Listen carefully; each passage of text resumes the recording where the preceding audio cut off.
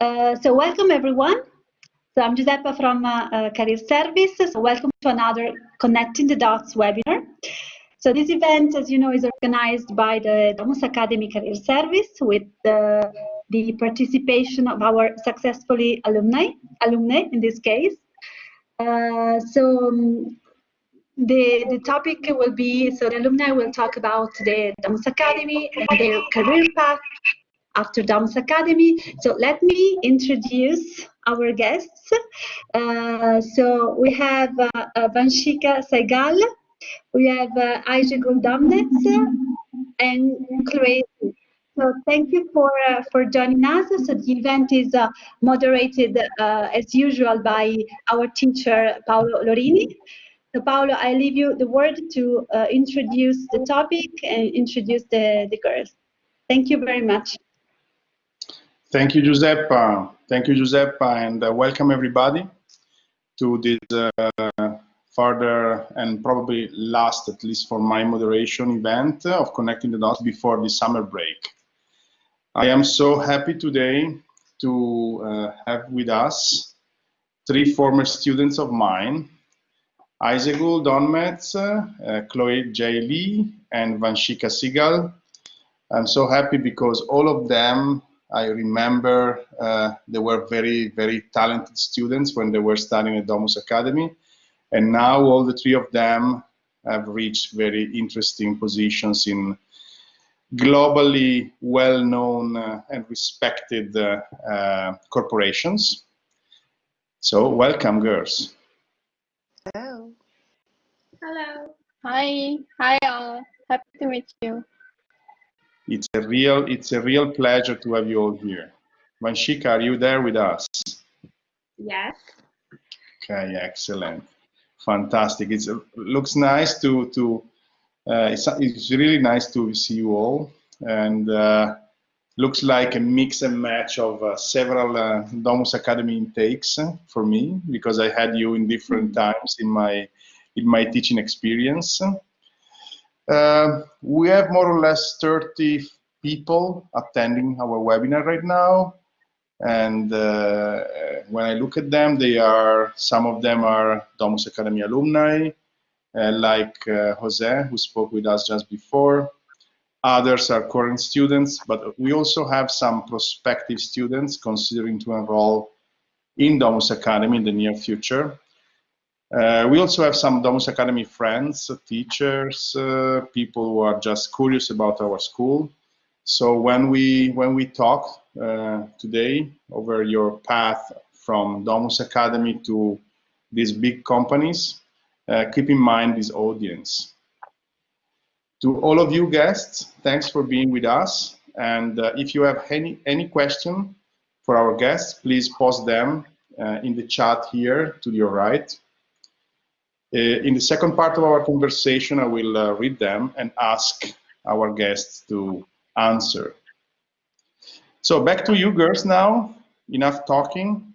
And as the title of our today's webinar suggests, you all work at big global corporations, Barilla, IBM, and Samsung. And today our goal will be to discover how you made it from Domus Academy, from this school where so many students are studying, to these big and highly respected companies. So let's start with a quick round of self-introduction.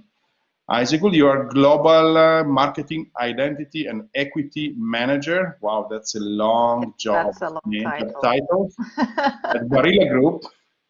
Would you describe your work and maybe a little bit of yourself to us in just a minute? For sure. I am a very irregular person in Barilla's environment, honestly, because I'm probably the only in the last 20 years person with a design background working in Barilla company in marketing, in global marketing. And basically my role is to be a guard of the brand for both verbal and visual equities. So I'm just responsible from the pasta brand and its sauces, etc. But whatever you see the red logo on it. And I'm trying to keep all the countries and all the extensions and all the new ranges, all the new products, everything in line, just to make sure that we are reflecting our brand strategy the same way all around the world. Fantastic. Sounds like a challenging role. Quite a big one, I say. Because pasta means different things for different people around the world, right? Totally, totally. And I'm Turkish, so. A Turkish girl that needs to represent Italy everywhere, at global level. Fantastic, fantastic. Thank you, Aysegul. And Chloe, you are UX designer at IBM in Stuttgart, Germany. Yeah. Can you go for like a very short description about what you do over there and about you? Yeah. So I work at specifically IBM Design Studio, Böblingen, Germany. So it's been here like 2.5 years, working as a UX designer. And I'm currently responsible for creating a new UX for IBM Design product, digital product, and which is called SPSS, and it's a statistics program. It's quite complex, and you have to design like data. And so, as a UX designer, I'm responsible for creating design concept, and I need to, deliver it and making possible to be implemented. So I'm the one who need to make sure all the steps, all the stakeholders, especially developers, to implement the design as we intended. And I think almost 50% of my job is communicating with them and keeping everyone in a loop. So yeah, in a high level, that's what I do at my work. Okay, thanks a lot, Chloe. There is a pattern here that I can trace between the first two of you, which is consistency, right? Consistency maybe is one of the key topics of your work, like keeping a consistent identity of the company you work for. On one side for Aysegul when it comes to branding and packing, especially. On the other side when it comes to user experience for Chloe. Right? Let's see if that goes on with Vanshika as well. You are lead UX researcher at Samsung Design in Delhi, Vanshika. Would you describe your work to us in, again, around a minute? So my work, it was a lot of thinking. I listen to stories. I listen to stories of a lot of stakeholders, right from business stakeholders to designers. And my prime focus of the stories and real-time experience comes from users and consumers for Samsung. So I interpret those stories and real-time experiences and add those nuances to the projects that we work internally so that a lot of real-time updates can be given to the users at the front end. So listening stories of all the stakeholders right from business to people is what I do. Excellent. And you work on which product categories at Samsung? I basically work on smartphones. I work on visual displays and digital appliances. Okay, excellent, fantastic. All the three of you hold a degree, master degree in business design at Domus Academy. Aysegul, you got yours, if I remember well, in 2014. Yeah, I think so. Sounds right. Sounds right. Yeah. Chloe, yours, in your case, it was like 2017, so 3 years ago. Yeah. Am I right? Yeah. And Vanshika, you got yours in 2018. Yes. Okay. So what did you study and which were your first, let's say, let's start from before Domus Academy. What was your education experience? And I wonder also if you had any professional experience before Domus Academy. Can you start on this, Aysegul? Yeah, sure. So basically, I studied in Turkey after high school. I attended Turkish University here in Istanbul, and I studied visual communication design. And it was a 4 years program. And after I finished that, not even after, during that, because I was on a full scholarship, so I had to work in school, but as a designer. So I learned a lot by doing inside the school because we had exhibition areas, etc. And right after I graduated, officially, let's say, because in Turkey there's also this black market that's happening. You know, you work, but you're not getting paid that well. But I started as a properly working in an advertising agency, a boutique one, a small one in Turkey. And until the time I decided to go to my master's, I went there in the office. I worked as a graphic designer there. So I was responsible from identity design and mainly digital design. Okay, so mainly visual stuff. Yes. You moved pixels.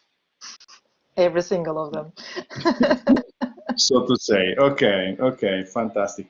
Thank you, Aysegul. And what about you, Chloe? What did you do before joining Domus?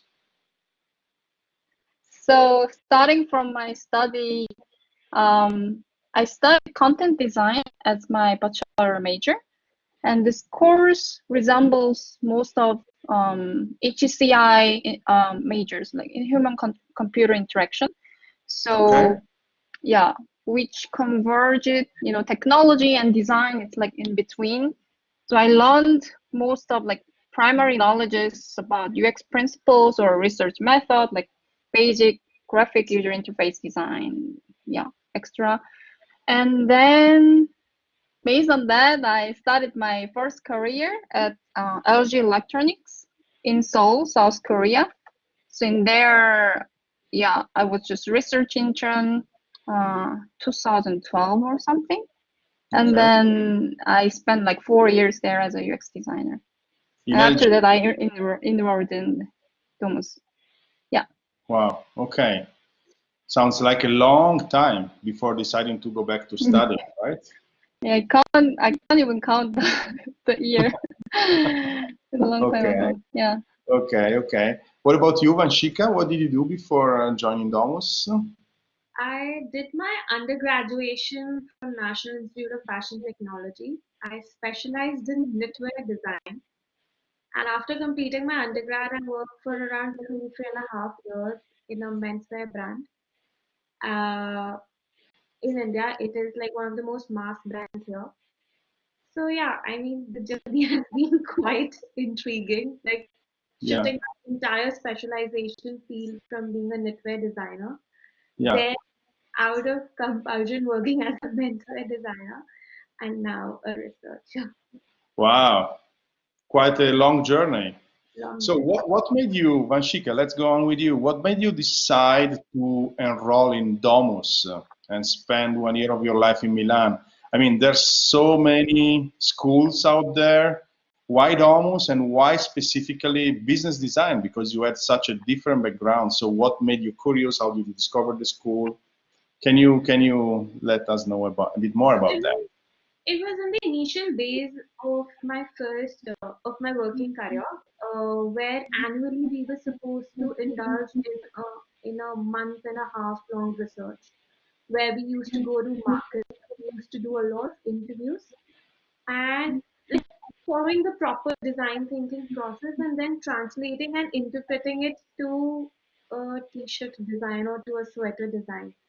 So Okay. that 1.5 period twice annually was so intriguing to me that I really wanted to learn more about what business thinks and what designers do.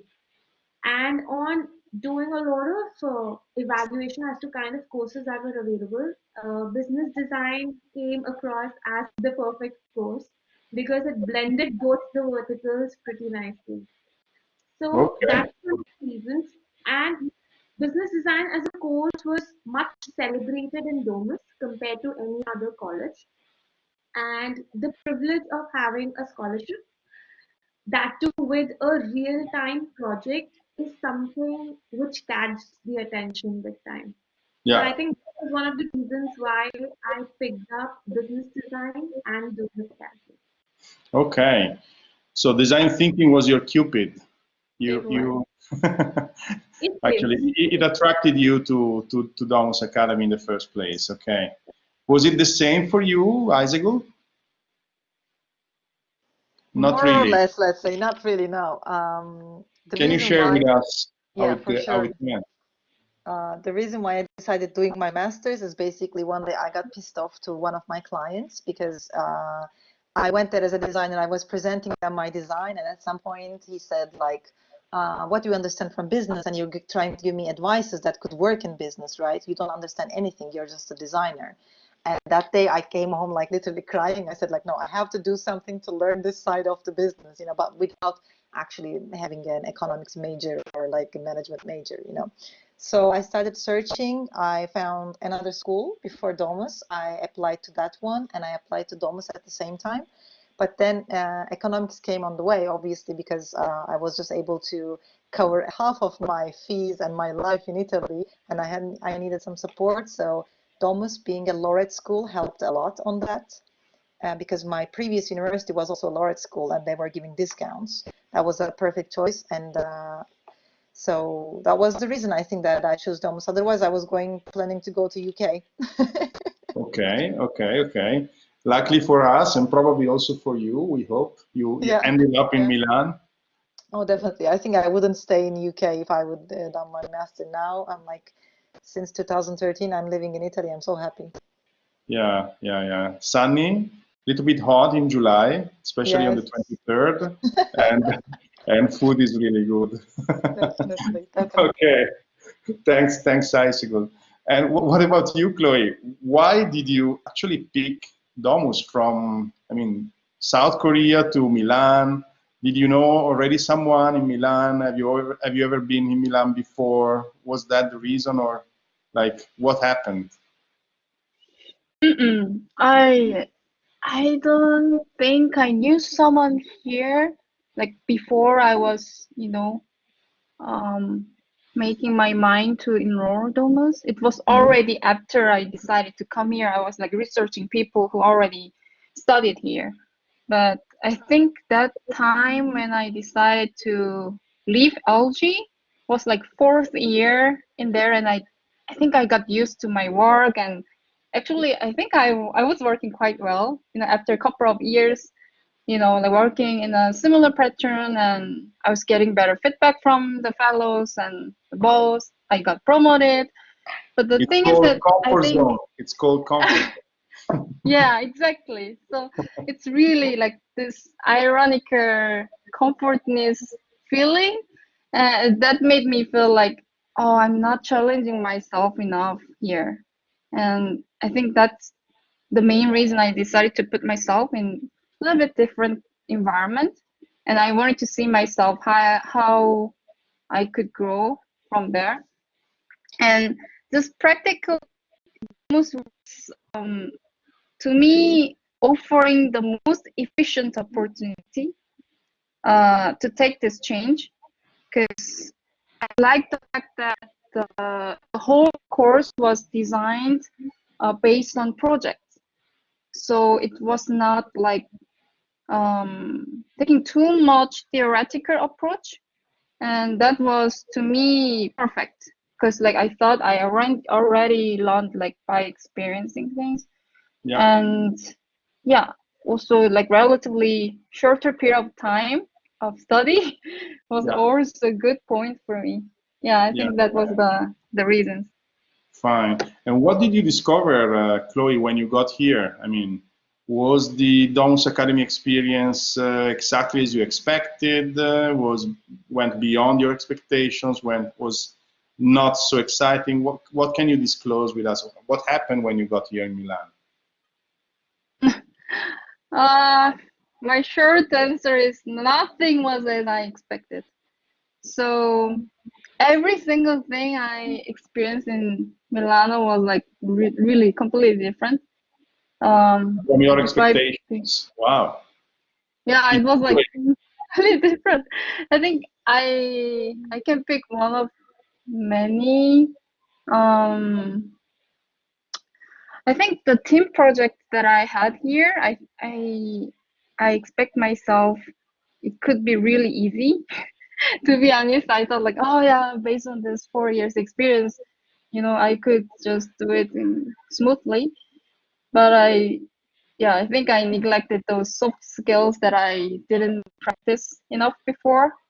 And because like there are so many different level of skill sets in the industry, they were like the members were working on, and like different personality, like cultures. So that was really I had a lot of frustrating moments and like argument, confusions, which I didn't really expect. But Okay. also, yeah, I learned a lot.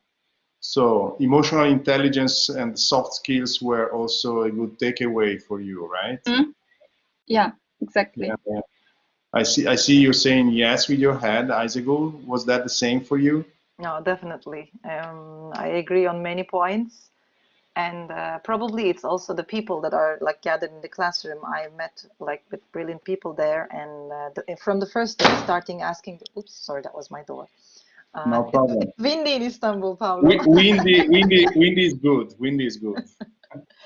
So like having those brilliant people in the same room, and actually them asking the right questions and enthusiastic as I am, I think that was one of the biggest advantages, you know, when I went there. Yeah, yeah.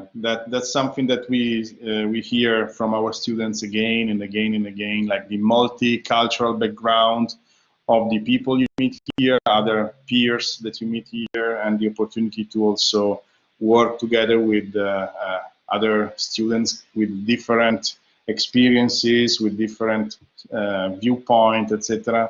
It's really important. And Vanshika, was there any specific course that impressed you a lot, or maybe a workshop that you still remember to date? One of the turning points for me was the second module, which was product strategy module, where we collaborated with Banca Popolare di Civadale, and the moderator for the module was Jan Christoph from Experientia. Yeah, So I think good that friend was, of ours. yes. So that was the turning point for me because he introduced a baggage full of tools Yeah, and the real flow into what I'm doing right now. And that module actually changed my journey from being a menswear designer to more like a first-hand experience in a digital platform or a digital product. So I think I still remember that module pretty clearly, and I can't imagine that I designed an application for a bank. yeah.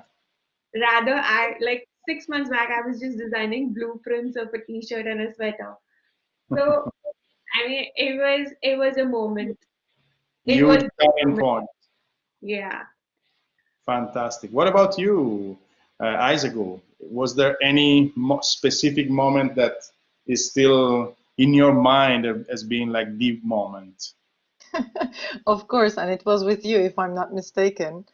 No, no, that's not true. Yeah, that is true because no, it was the second workshop and it was a fascinating workshop. I think it's one of the projects that I would also like as a designer that I enjoyed a lot. It was with Armani Hotel.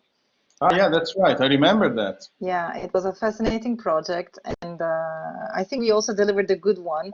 And like 15 days before the delivery or something, and we were doing a revision with you, and you said like, guys, you know what, this is not working, go back and work again. And I remember like I was just like like turning my head on the other side because I don't want you to see me crying. I'm like, we worked so hard, you know. But with Oh that my God. revision you gave, Oh, it really really? turned the project. I think that I was one still, of the things. Yeah, wow, definitely, wow, wow. definitely. I still remember that workshop was really interesting. Was like combining the digital tools with the human touch Yeah, for the hospitality dimension, for the hospitality business, right? yeah, and your Yeah. push was great. Okay, I'm known for being pushy. I didn't want to like advertise myself, so that was not. Was there any other moment without that, that still is in your mind? No, I mean, we then after that we had a project for Interni. We collaborated with the product design team, and honestly, we were always adapting since the beginning if business design and product could work that well. Not ours, but they were really nice projects that were managing both aspects, you know, and they were bringing values from each masters, yeah, and creating nice project. Not ours, but what I saw in the final presentations, I was really amazed, honestly. Okay, thanks for sharing, Isaac. What about you, Chloe? Do you have any other name beside me? that you want to make, Chloe? Surprise, surprise. Please. The project was also with you. Oh my God. Okay. Very quickly, then we need to move on to the next question, probably. Okay. So that was, should I still continue? Yeah, please, please. Okay, Like, that was, don't think about the project leader. Just share why was that important to you. okay. That was, I think, I had so many traumatic projects, which I had like ups and downs a lot, like especially emotional ups and downs. But this project about like we had to create some kind of product in the Kickstarter, Yeah. and like I was struggling so much because like with all our members, we were so nervous about this ambiguity. You know, like you don't know what to do because there was no fixed goal, and it was really open. And like professors, including you, like yeah, like you guys were just guiding a little bit, a little bit, just not to be too much out of the track, and that made us really uncomfortable. Like we were like, Yeah. oh, like we don't have like such like complete goal what to do, and like what should we choose as a topic. So we spent like almost 3 weeks not decided anything and just like ideating. And at the end, like we had some kind of eureka moment, I think. Like we were like, no, like we shouldn't be like this. Like we need to just do something we really want to enjoy and like having fun out of it. And I think that was really meaningful to me because I never took project like this. Like I was always like goal driven and like I need to have something like practical, make it successful, but never thought of what I can enjoy. And I think that was really important moment that I can remember. Eureka moment. Eureka moment. Yeah. So, boundaries and constraints are always good friends of us designers, right? Mm-hmm. I mean, when we know where, I mean, the customs and the perimeter of our action, then we feel comfortable because we can push it. But if we are left free, then sometimes it's more difficult to like move forward and find self-define those boundaries. Mm-hmm. Okay, and what did you do after Domus? How did your career evolve? I mean, which were your first professional steps after Domus? Maybe Vanshika, you want to start on this? So like I said, the turning point actually followed me to the fourth module. So I got the internship in Experientia. Oh, that's good. And luckily, I got an extended, I won't say internship, but I got like a project to work on. So I extended my work for another 4 to 6 weeks in Experientia for a project that we did for Netflix. So, and so that entire 2.5 to 4 months of rigorous hands-on research and business design projects that we were getting actually built confidence in me. And that was also the time when I actually went back to the 4 modules that we worked on, the 4 projects, and I reinterpreted them. I redesigned them from a vision that, okay, Vanchika, you had blueprint of t-shirts, now you have blueprints of 10 other products. 10 other products of so different of dynamic fields. I mean, it wasn't just mobile app. We worked for a restaurant, we worked for a smart watch, and it was, and during Experientia we worked for like an aggregator for like premium brand, premium car suppliers and all those things. So I had so much in my pool that I actually, when I filtered it down, it gave me an opening as to there is not going on in the world. I need to narrow it down. So I went on LinkedIn. I used the Italian summer vacation and built my portfolio on LinkedIn. And then through that, I applied at a lot of places and got hold of Samsung Design Delhi. And that So is that was your first position after the internship, Samsung Design Delhi. Yeah. Wow. The day I landed back in India, that very day I had my first one-on-one interview and I got it. And then the story goes on. Okay, wow, and you took it from there. Then you will Yeah. tell us a bit more later on. What about you, Aysegul? Was the internship as important for you as it was for Vanshika, maybe? Yeah, for sure. Because like during the first period in Domus, we had some lectures, and one of the lecturers was actually my former boss. And I saw her, and she was giving a lecture about brand strategy. And I said, like, no, I want to work with this lady. I want to. You can tell her name. You can tell her name. Yeah. Silvia was a great, let's say, mentor, I think. Silvia Barbieri. Yes. And I said, From like, Future okay. Brand. She used to Yes. work at Future Brand. Yes. She used to, and in my first 2 years, I said, like, this is gonna be it. I have to go there, and then I managed somehow. And Giuseppe probably remembers because I was saying I really wanted, you know, and they somehow made it happen. And that was the thing. I worked there for 4.5 years before I started working in Barilla, and Barilla was 4.5 years. Yeah. That's quite a long extension of your internship. Of course, you were hired afterwards. No, just internship fees, you know, that's what they paid. Okay, no, kidding. Yeah. But yeah, so this shows a lot. I mean, how important it is, like, to have the opportunity to meet real professionals in your educational experience, and also to build the relationships, and also to have like an institution like the school that helps you also get in touch with them beyond the lectures and the courses, etc. Right? So career service played quite a key role for you as well, at least. Yeah. Yeah, I could definitely see that. And what did you do at Future Brand? I mean, you were more in the strategy part or in the design part. Did you move pixels still, or No started? pixels for me. No, I was working in the brand strategy part, and actually it was very useful because the company structure, at least one in Italy, was not ready to work. I mean, they had a strategist, head of strategy for a long time, but the company culture, the design culture was not ready for brand strategy. And I was kind of there in between, understanding from designers' needs and languages, and understanding from the strategy of a brand and the business needs. And I kind of created this bridge. And for 3 years, my first 3 years was only about creating trust between these two departments. So I was doing some role like with designers, working with them, and some more in the strategy team. It was a mess, but I really enjoyed it. And now I'm not working there anymore, but I hear it from my ex-colleagues that they are saying, and they are younger than me, they after me to the company, they say, like, really, thank you so much. It was a great, let's say, setup from you. Now we can actually work perfectly together, and I'm glad actually to better that. together. Yeah. So this brings us also to another topic.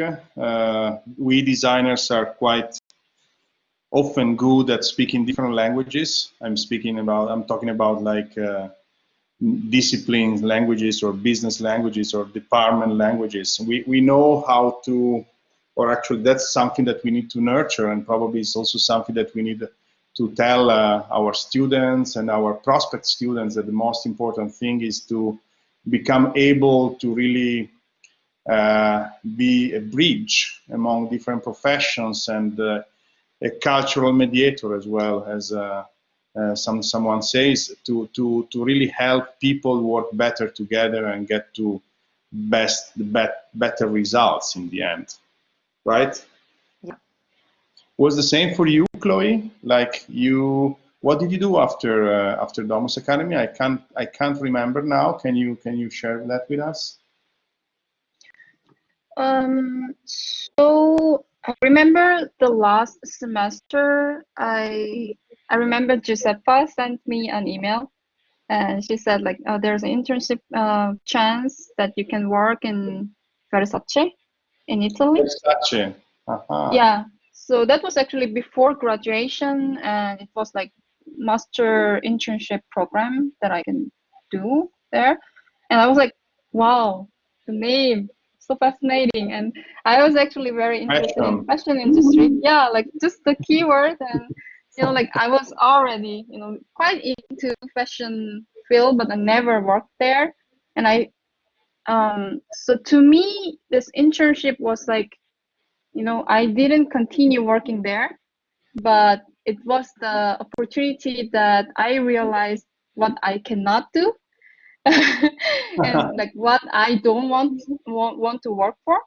So like while working there, like, oh, like, okay, so as a UX designer, I expected this and that in the company, and I want to grow this level, but it was a little bit, you know, the cut was a little bit different, what they see and what they expect from UX in their portfolio. So that's what I learned while working there as an intern, and then I switched it to UX focused agency in Milano, which is Things.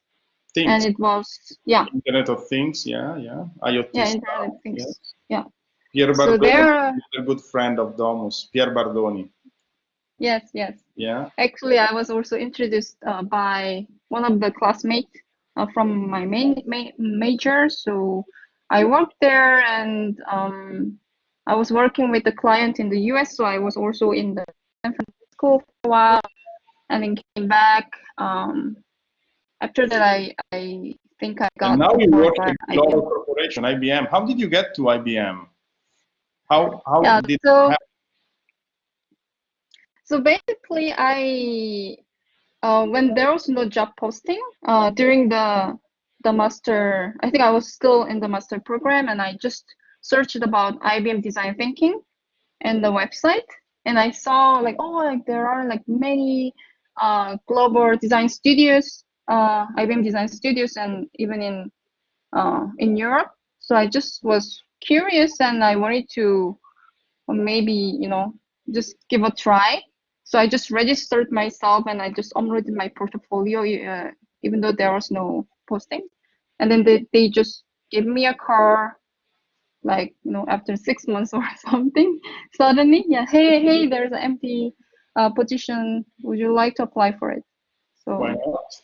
Yeah, why not? And then you end up in Stuttgart. Yes. Okay. Vanshika, what about you? How you mentioned that Samsung was just after the internship you got there, and on the first day of you going back to India. I mean, you had the first interview. How did it unroll? Can you share something more with us of how was the process of being hired by such a big corporation for business design students coming from Domus Academy? I was absolutely nervous. I had no clue. I thought that business design itself is, as a title, is so complex for an everyday person to understand. Like, where should we place this particular person? Should we place this particular person with the designers, or with the marketing people, or with the business strategists? So I think it was more organic when I presented my portfolio to the team on the day of the interview, and I actually took them through the entire design thinking process as to what process do I normally apply. I think as a title it says researcher, but I think I do a bit of strategy, a bit of research, a bit of conceptualization, and most of it is user testing. So it's a good mix of all the four things. uh, I am surprised that the title, the like, I cannot use business designer as a title till now. So that is somewhere like hidden between the layers. But yeah, I mean, there are roles exactly fitting to what we learn, and it is very easy for different companies to understand once you go and talk to them and approach them with like a very open, don't be scared when you go. I mean, it's for the participants out here. Don't be scared when you go and put yourself in that interview zone. Don't try to oversell anything, but just be as open as you can and be very to the point. So I To think the that's, point and be yourself. be yourself. And I think that's what I followed, and that's why, oh, I would say that I got selected. That's all. Good. Thank you, Vanshika. And instead, you had a different path, Aysegul, because you worked for several years in an agency, right? In a branding agency, and then you moved to the Can you hear me? Yes. And then you moved to a company which was a client of the agency. Is that right? Definitely. How did you make this jump? That was totally unexpected, honestly. So I was working in Future Brand for 4.5 years, and then one day this offer came in because Barilla was my client. So I was doing their brand strategy. I was doing it not just for the Barilla brand, but for the whole group. So I was working with Molina Bianco, with Vaza, other product brands that they have. And there I was, let's say, seen by the client in a way. And they approached me saying, are you interested in coming in such a position? And I asked them who was there before and what this position achieved. And they said there was no such position. We are opening because we want to take you in, because we think that we need a person like you in the team. And we think that our brand needs somebody that understands from brand strategy and branding properly to manage the brand. You know, it's not just marketeers managing it, but somebody with a design background. So Wow, it was, that yeah, sounds exciting. I mean, they're opening a position because they understood that your skills and your methodologies and your sensibility probably was what they needed. yeah, and this was also like fascinating for me, but it was also scary because I'm like, yeah, but I'm not that senior, you know, and like I'm like, yeah, I How old can't. were you you never ask age to girls, but how old were you when you joined Barilla? I was 28. Wow, super young. Yeah, Congratulations, really thank you. bold move. Okay, okay. Quite a Sorry bold for move. interrupting you. Go ahead, go ahead. No, no, So I was always they opened thinking that in my life. position. They opened the position, and I was always thinking in my life that after some point in the agency, because obviously, just let's talk about the realities here. You don't earn a good money in working in agencies unless you are working in advertising and unless you're a creative director of that agency, you know. So I was saying, now I'm in my learning phase until 35, and I will do this a bit slavery, let's say, and I don't care about the money. I care about the experience and the learning. And then this opportunity came in. I'm like, okay, why not? You know, let's go and learn there. And now I'm there, and I have been learning for the almost 2 years. And now I'm curious about new things. That's the thing. And Barilla is a very strange company. Strange in a nice way, I think, because they are a family company. So they are owned by the Barilla family. There are three Yeah. brothers at the head of the company, and they are taking care of their people. And inside, if you're willing to learn new things or do something different, they're actually very eager to show you the way if you are a good asset for the company. Obviously, I don't know if I've proven that, but I'm always curious, and I also show that personality also there. I can't hide it. This is me. I'm like, do you think of a new path? Do you think of a new opportunity? So I go around and ask. But it's a great position because it's like I speak with everybody in the company. I speak from people from supply chain, people in the factory that are actually making the product, to people who are in the sales team, trade team of Asia, trade team of US, marketeers, and everybody, the research people. It's like, and this contamination, I love it. I love learning, so it's a fascinating position, especially working in global team. Yeah, yeah, yeah. Thanks. Really interesting, and it goes along well with what you mentioned just before, acting as a bridge between two different departments in the agency, and now like expanding this way of creating value in a bigger corporation. Sounds like interesting, because it's also a way for you guys to think that you never have to settle. You always have to be curious, and you can also find a path and grow inside the same organization. Like when you enter an organization, you don't have a fixed role there. If you're curious enough, if you prove enough, and the organization is good enough, probably they will give you opportunities to grow and increase your role and the responsibilities. I think curiosity is the key here. Huh? Yeah, I guess so. Yes. I can see from your eyes, you're super curious. I remember well. And what about you, Chloe? What is the typical maybe day that you spend at IBM? And I don't know if you can share something with us about how many people work with you, how is your team composed, what is maybe some, you can shed some light on the process you follow in your projects. we don't want to get to know anything confidential, so please do not disclose anything that you are not allowed to, but something that can help our students and our attendees understand how it is to work in a big corporation like IBM. Yeah, sure. So in our design studio, in my team, there are 11 people, including me. So there are 2 UX designers, UX engineers, researchers, visual designers. Yeah.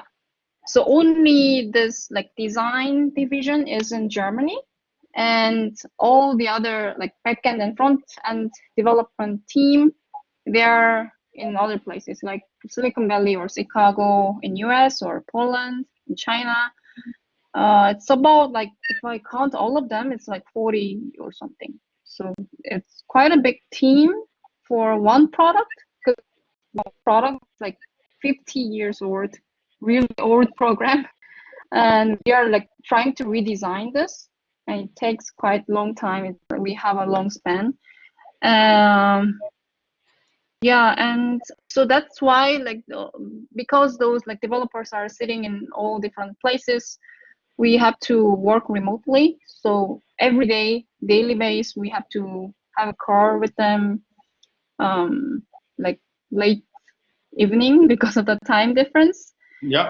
And yeah, so yeah, most of the time I need to communicate with them, like to convince my design to, like implement it. Also, like there are some people who is providing some like statistic knowledge, call them as SME. So like I also need to communicate with them a lot, because like I don't have proper statistical knowledge, and this should be backed by them. So mostly I spend like few hours in the morning, like, concept iteration, and then like presenting to our team designers to get the critics. And after that, I also need to check with other people for the feasibility and the statistical proof. So yeah, like my work is, if I describe my like usual daily work, it's like that. And overall, it's always like starting from understanding users. So I start working with researchers to properly understand them, and then like I come up with this kind of concept by myself, but parallelly checking with those people that I mentioned until it's really get implemented. Well cooked and ready to be implemented. And I know that you were lucky enough to join the team on the threshold of winning an award, an international award. So you got the merit without having merit. Yes, that was a lot. That was, this is team effort, and it's not like only one person, but yeah, it was good luck. Which was that, and what happened? Can you describe the experience of like receiving an international award? Which award was that? When was it? And how did it go? That was Red Dot Design Award, and it was like experience area. So they have like different criteria, the divisions, and we got award in this specific area, the UX, and mostly because this traditional statistical program was designed by, actually not designed, but developed by engineers or statisticians. So there was no single user experience that actually the novice users could approach well. So like we basically designed from the scratch so that the ones who are like me, so like who don't have any knowledge about the statistic, they have to be able to use it easily and like like in a very natural way. So we like show this kind of like how to get started, like by supported by this kind of tutorials and some kind of like familiar metaphor for the users, like starting and working with the statistics is like landing in the planet. So we use some kind of metaphor in there.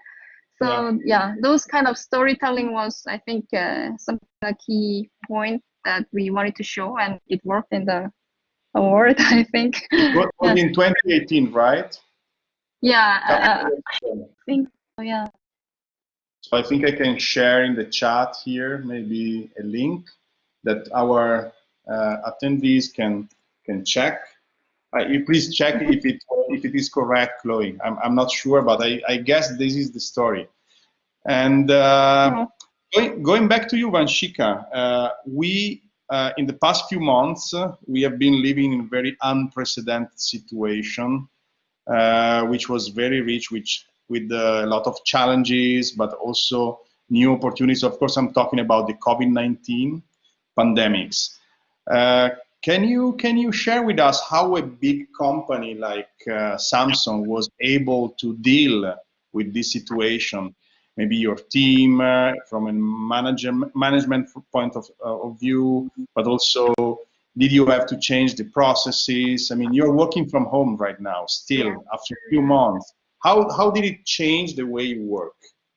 So, as a brand, I can say that work from home is not an option. Uh, we, I mean, it came as a surprise for us, but within click of minutes, you can say everything was provided us back at home. Uh, as a researcher, it is very difficult to have a conversation with users. For like when you go for a user study, you need to have a face-to-face conversation. Having a digital conversation beyond 1 hour is like it's like a static point. I mean, they'll come across and they say that okay, we're tired now, and your study goes down the drain. So it is challenging, a lot challenging. Plus, as a behavior, since 90% of the population is still indoors, there is so much fatigue and stagnation happening even in the digital experiences at across any devices you can say, be it on television, be it in your desktop or smartphones. So for us, it's a lot of opportunity to tap onto as a brand. And we have to be very particular whether these opportunities are not bad. They should uh, join the dots to the new normal or the next phase after lockdown when those 90 people who are indoors actually step out. So we need to match that psychology, that need, that demand sitting now. And it's challenging, yet there is so much of opportunity coming in the next coming month. I mean, it's very difficult for me to like point it down right now. Sure, sure, sure. But you have a positive outlook. You have a positive perspective looking forward, as far as I can I see. do. I mean, even from the users, we see that optimism coming. Nobody wants to stay indoors. Yeah, Everyday activities are getting hampered across any domain. You can say a person who's going to bank for daily office calls, or going to buy groceries, or going out and eating restaurants. I mean, nobody wants to stay at home. If so, they are just filling themselves up inside and just waiting for that the new day to come, and that's when we want to like be tap there, on. be there and support them and help them, enable new experiences for them. That's what you are trying to do all the time. Yeah, yeah. I know well. What about you, Aysegul? How has been your experience? How did you, let's say, find the situation in these pandemics? Did people eat more pasta? So was this a good moment for Definitely. you? Definitely. They eat more pasta and we did no commercials. So so my Yeah, job was kind of invalid because I'm not working in the factory. yeah. But at the same time, it was quite interesting the fact that during the pandemic you launched the new pack. Actually, it was just a coincidence because it was my first job that I took when I got in the company. So it took a year and a half to launch the new pack of Barilla. And so basically, just for the audience here in Italy, we just changed the classic dark blue of Barilla, and now it's a very light blue. It's like the blue sky blue, as a reference. So it was a great coincidence at that time when people are at least looking for some positivity and hope around them. we had a huge shelf, and Barilla has a huge brand block on the shelf when you enter to the pasta aisle in Italy. It's like half of it blue, and then comes the other brands, and it was totally changing color. It was quite impactful, honestly, even for me, because when I'm doing the project, I don't get the impact, you know. But then you see them at scale and everywhere in the supermarket. So, and moving on a working on a fast-moving consumer good, also especially food good, you see an immediate impact on. I mean, how was that? Because there were I mean, supermarkets were closed a little bit. So yeah, how was the reaction? Especially, how did you manage to launch a big new thing like that during the pandemics? Can you share with us some? No, it was definitely difficult because, I mean, we knew that because during that time the factory was working still almost full capacity, but the suppliers who were printing our packagings were not working. So we cannot stop, since we are a food company and it's a basic necessity as pasta, as dry food. We couldn't like turn off the machine, let's say, but we didn't have enough dark colored boxes to print and to use. So we had to use the new batch, and we already had a stock of the new packs, and then we just kept on and kept on until we finished them. And after a while, it was, I think, beginning of May, we said, like, guys, we don't even have enough pasta packs left in the factories for the next couple of months. So either the suppliers have to start printing the packs, or we're going to sell them by kilo, by batch, you know, like nobody's going to come to the factory, and that's the only one. Yes. Mm-hmm. That was kind of difficult, honestly. And then the launch, actually, this is the success of the Italian team. I cannot take credits on that because we were just, let's say, defining on the commercials, but the launch idea, the launch path, how they started dominating every single city in Italy, was their idea, because they said, like, we were there with them during the pandemic and we tried to be in their house. Now we try to be them when they go outside in their houses. So they launched a campaign under the blue Italian sky. So they're just trying to tell more positive stories that are happening under the Italian sky.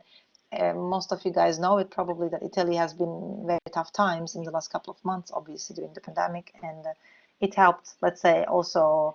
I mean, the story was already this, honestly speaking. We didn't change the story that much. It's just that we couldn't shoot it as we wanted. So the directors shoot it in their houses, basically.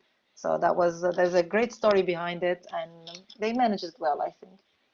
Excellent, excellent. Thank you for sharing. So let's start to some of the questions from in the chat. I see that you had a very interesting conversation with Merve. Hello, Merve. Thank you for being with us. Hello, thank you so much. It's nice to see you here. Thanks for joining. It's nice to see you all. Also, I missed you. Yeah, likewise here. Thanks for joining. And did you get all the answers you needed from Aysegul? Yeah, I just asked for the suggestion for actually future brand, because it's one of my dream company for the internship. And I also wish, of course, to extend my internship, not just 2 months, maybe more than. So I just asked for the suggestion to apply for myself or through the school. And she answered it, and okay, I'm happy. All right. You can always also, thanks Aysegul for like being career service place to Turkey for a moment, for an hour. I think Giuseppe owes you one, probably. But yeah, through the school, yes. And also, I believe that there is one point that Aysegul made in the chat, which is really important. Always be yourself, and try to like really say and go for what you like and what inspires you. That's really important, I believe. Okay, I will. Thank you. Thank you, Merve. Thank you for joining. Thank you for speaking up. Any other question from our guests? I see there's still a lot of them, around 30. So maybe you want to ask anything else. I don't see any other question in the chat. So if you want to open your mic and speak up, don't hesitate to do that. You have the opportunity now to speak directly with the 3 people that have something in common with you. They've been in Domus, and now they work with in big corporations. So I'm sure there's, I mean, we just scratched the surface today. I'm sure there are a lot of things that you can learn from them. No one wants to try? All right. So girls, before ending our conversations, I have one last question for all the three of you.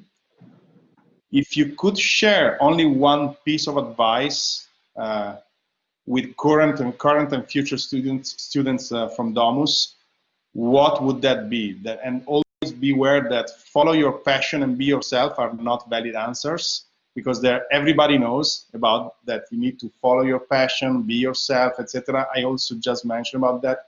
Can you come up with something that is really connected to your story and to your path that you want to share, and that people attending today's webinar can keep and look back? Vanshika, maybe you want to start. I think I have a very tiny suggestion that don't wait for anyone to serve you something on the table. Look at people who are standing next to you, learn from them, understand their tension points, and design. I mean, there shouldn't be any stop. Even if it's a pandemic, there shouldn't be any stop to the learning and to the beauty of designing more and more, because that's infinite and endless. Be patient and learn from the tiniest of everyday daily tasks that you do. That's all. I think people will reach wherever they want to. That was great. The power of small steps. Yeah. Thanks a lot, Vanshika. And what about you, Chloe? Which piece of advice do you want to share with our audience? I actually agree with Vanshika, but a little bit in a different sense.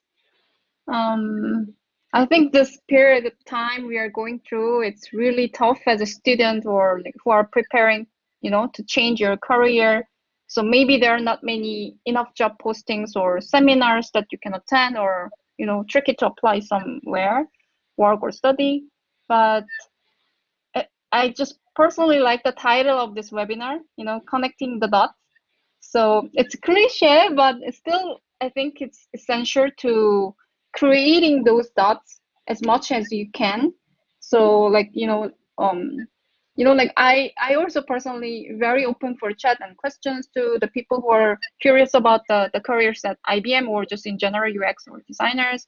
So just, even though there's no opportunities and you can't see it well, contact to the HR people, or poke around the designers working in that company and ask for review, but not to be general, but be personal and be specific and be ready to be reviewed.